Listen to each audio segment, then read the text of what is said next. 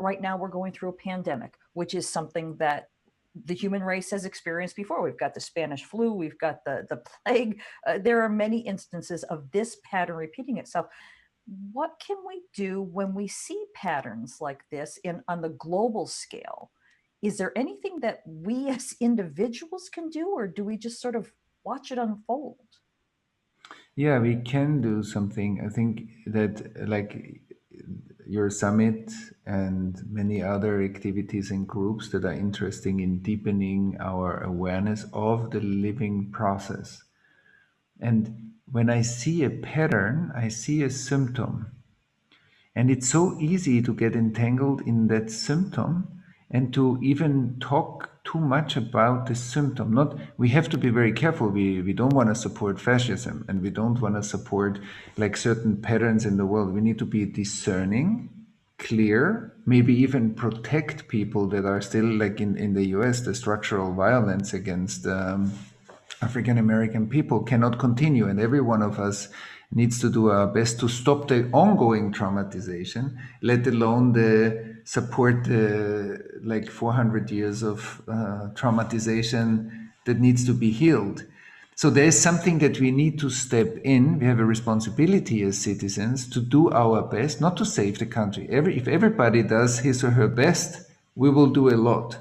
And so that's one thing. But then we hear often the dialogue about the symptom keeps us entangled on the level of the symptom. So at the same time, we also need to develop a way to recognize those patterns and see, wow, the pandemic brings a lot of stress into the societal process, and the fractures that are anyway already there will be highlighted through the stress. If a traumatized person gets more stressed, the trauma symptoms will get stronger or will be more obvious.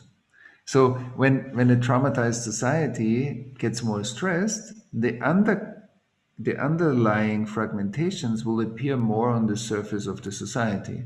And I think that's also what we have seen also now in the US. It highlights the fragmentations, but if we can use that moment to address those, not the symptoms, like the symptoms need to be looked at and discerned, of course, but then we need to also go to the deeper layer and say, what is actually frozen here?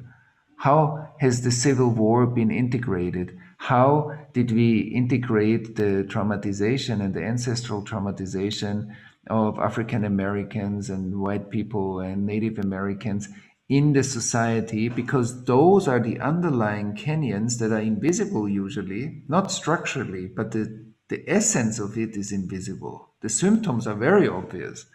And I think we need to learn to develop a different way to look at the societal process on a deeper level, as well as we take care of the social issues that we see. But that alone will keep the pattern returning. So we are trying to deal with the pattern, then it looks like it subsides a bit. That's why I often say, as long as we didn't go to the root of the Holocaust, it's bound to repeat itself somewhere in the world because we didn't get yet the learning, the post traumatic learning that reveals the pearl, the systemic learning after the Holocaust. And we are not there yet. So the fact that we have right now concentration camps on the planet or camps where people are detained and tortured is a repetition of something that was there before, maybe in a different form and not as concentrated, but it's still repeating itself. And the world knows about it and it's still happening. So I believe that the fact that we are so over-informed at the moment through technology, like my cell phone can, send me push notifications 5 minutes after somewhere something exploded. I can read about it, but it doesn't mean that I'm really informed. Actually, it's sometimes the opposite, that over-information will make us actually feel more numb. If we don't know how to process the current information stream well, we will detach ourselves and become more and more overwhelmed and more indifferent. And that's the basis for another catastrophe. And one of them is already coming closer, it's climate change. And that catastrophe is also, I believe, based on the collective trauma numbness of humanity that doesn't feel the natural feedback mechanism, the adaptation and the evolutionary adaptability. And so I think that that's why it's becoming more pressure, like it's becoming more imminent, the crisis. And then it will lead to follow-up traumatizations through millions of climate refugees, and people get deep, it's already happening, deeply hurt through the fires and the hurricanes and the floods and so I think we are in a time where, without integrating the collective traumatization, just more trauma layers come on top of it. And I often, maybe the last thing I often say that, when snowflakes fall into water, they become water. But when snowflakes fall onto iced over rivers, they pile up. So there's more and more snow on the ice. So when experience meets us in the open, vulnerable, related part, it becomes part of a flow. But when follow up experience meets us where we are traumatized, we cannot process the experience, and it becomes another layer of information on top of the trauma, and on top of the trauma, and on top of the trauma. So that means that the saying, okay, the time will heal the wounds, is not really true, because there is an accumulative effect of trauma. It's not that it's just gonna go away the longer we wait. And that's why there is a calling, and I think you with your summit and or the Shift Network, and you with the summit, and many groups, as we are working together on not waiting for it to disappear, but actively turning towards the past that we need to integrate in order to open up a brighter future. Oh my goodness. I love that you brought up. You're so close to out of time, but I want to make this point It's and okay, ask you about I'm this. fine. You mentioned that we have too much information and that it's so easy to become numb. And as you were talking, I was reminded of the fact that everything's become a big reality show. We even had a reality TV star as our president, and I think people, because of so much information, they almost feel like real life is just a reality TV show where you just have to tune in next week and somehow the writers will have come up with some way to solve that cliffhanger, when in reality this isn't a reality TV show. There really are consequences, and as you were saying, we really need to tune into our humanity and start feeling each other again. I think that was a really, the too much information was a beautiful point. Thank you for making that. Yeah, and I think especially now that the information speeds up through technology, like a real practice how through presence and relatedness and regulation, we for ourselves, we for our children, that we find good ways, because there wasn't a generation before that had the same issue. So we are laying ley lines or tracks into the future, how we deal with high tech, how we deal with massive amount of information just speeding up every day, circulating around the planet, and the trauma information that runs through our news at the capital, and then there's something in China, and then there's something in Australia, and then there's something in Buenos Aires, and then there's something in Africa. There's a lot of trauma information circulating, and I think if we are traumatized and we hear a lot about it, then my mind hears it. My mind might be very informed about what's going on the planet, but my emotions and my body can't keep up with it. So I'm actually, when I really check in, just somebody shooting around in a school. I think when we hear about it, I believe that most of us can't feel what that means. That we maybe understand what it means, maybe we are emotionally touched, but we still don't feel what the event really meant for all the people that were involved, the pain that has been created in the families, the wider societal pain that the repercussions of such an event.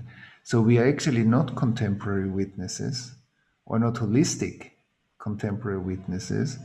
And that's a question that if humanity produces and uses more information, then we can actually sustainably process what that means about how we live and what it means about what that information will turn into. Mhm. And so I think there is a responsibility, but I'm happy that you picked it up, like because I think it's a real question, and also for people who are living more consciously, how we deal with information and also which information I expose myself, because a lot of information is being exposed that is actually not for us, that is violating the privacy of the people that are involved, that it's kind of a voyeurism. It's kind of dealing with a lot of sensational energy in the society, and I think we really have a responsibility to create a deeper discernment to and to be informed, but also be informed in a way that we can digest. Otherwise, we'll create more and more side effects in our lives.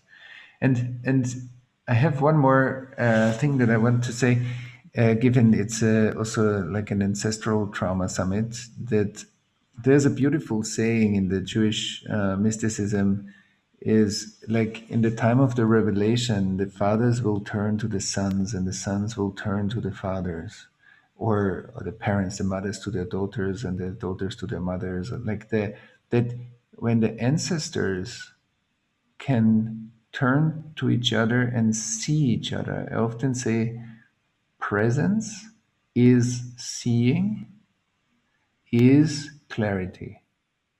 So when I'm present, I see what's happening and I'm also clear. When I not being present, always something is hidden and it creates an unclarity. So when the flow of energy between the parents and the next generation, the grandparents and the parents and the next generation, when we cannot see each other because too much past is between us, so that we can look at each other because we can see each other. When there's trauma, then the flow of energy through the generations is hurt, fragmented, and broken.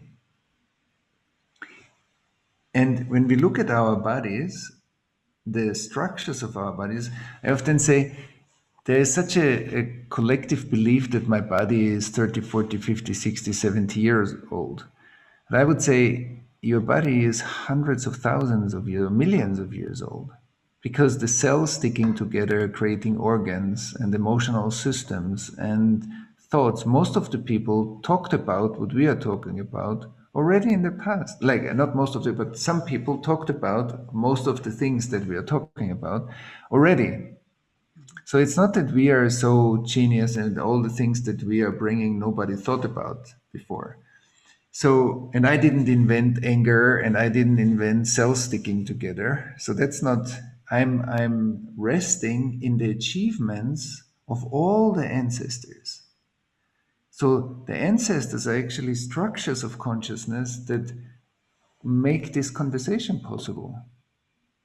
And if all the ancestral wounding where we cannot see and be in the same moment, presence is the same moment. So we will feel separate from our ancestors and they will feel at a distance. And that affects our bodies. So the flow of information in our body is inherently interwoven with the flow of the energy through the ancestors. That's why I think it's such an important work also to understand ancestral trauma deeper, because it tells us a lot about individual and collective health. I just wanted to bring that in because of your summit, that we also speak a bit about the ancestral dimension and why it's so important. Yeah, thank you so much for that.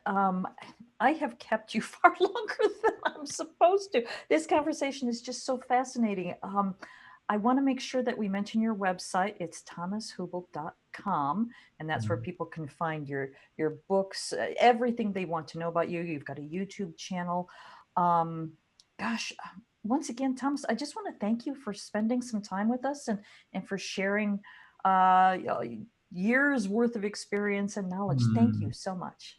Thank you, Lisa, for having me. It was a pleasure, the conversation. Thank you.